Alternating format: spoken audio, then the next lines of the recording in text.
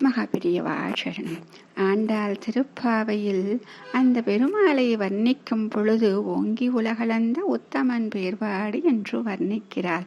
வாமனனாக இருந்தவன் திரிவிக்ரம அவதாரம் எடுத்ததாக அவள் வர்ணித்து அதை போல் தம்மை ஆட்கொள்ள வேண்டும் என்று நினைக்கிறாள். இங்கு பார்க்கும் பொழுது ஆண்டாளும் அதே போல்தானே இருக்கிறாள். ஆண்டாள் ஒரு சிறு குழந்தை, 5 வயது குழந்தை. அவளுடைய நாமம் என்ன? கோதை. இந்த 2 எழுத்து, இந்த 2 எழுத்து என்ன செய்துவிடும் என்று நாம் நினைப்போமே. இந்த நாமத்திற்குத்தான் எத்தனை மகத்துவம் என்று நமக்கு தெரியாதில்லையா? அப்ப அந்த சிறு குழந்தையின் லட்சியம் எதுவாக இருந்ததால் திரிவிக்ரமதாரம் எடுத்தது போல அவளுடைய மனமானது அந்த கிருஷ்ணனின் சரணாரவிந்தங்களை மட்டும்தான் பற்றி இருந்ததாம்.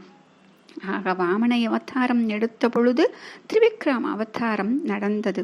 அவ்வளவு பெரிய உயர்ந்த அவதாரம் இதில் இருக்குமா என்று அனைவருக்குமே சந்தேகமாகத்தான் இருந்திருக்கும்.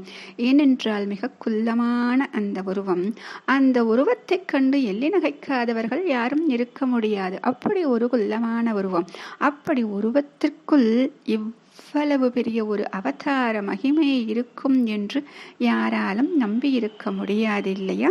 ஆனால் அந்த அவதாரம் நடந்தது. அதுபோல்தான் இந்த சிறு பெண் குழந்தை என்ன செய்துவிடப் போகிறாள், இவளுடைய பாடல்கள் என்ன செய்துவிடப் போகிறது என்று நாம் நினைப்போம்.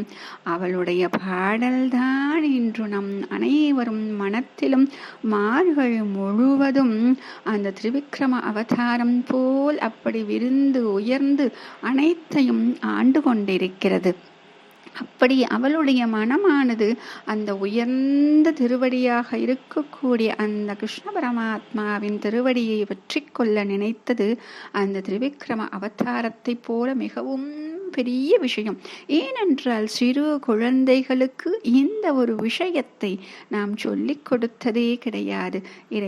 இறைவனின் மீது பக்தி, சதா சர்வகாலமும் அவனுடைய நினைவு, நான் எனது என்று நினைவு இல்லாமல் இருப்பது, இப்படிப்பட்ட விஷயங்களை நாம் என்றும் போதித்தது கிடையாது.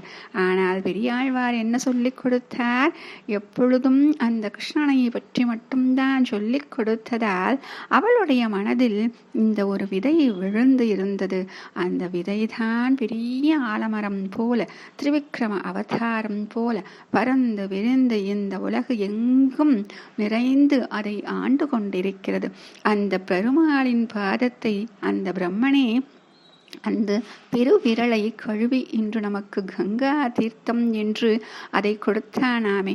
அதுபோலத்தான் இன்று அந்த கோதையின் திருப்பாவை என்ற பாசுரத்தால் நம்முடைய மனமும் அப்படியே ஆனந்த கங்கையில் மூழ்கி இன்று நமக்கு இந்த பெருமாளின் திருவடிகளை நமக்கு காட்டுகிறது. மகாபெரியவா சரணம்.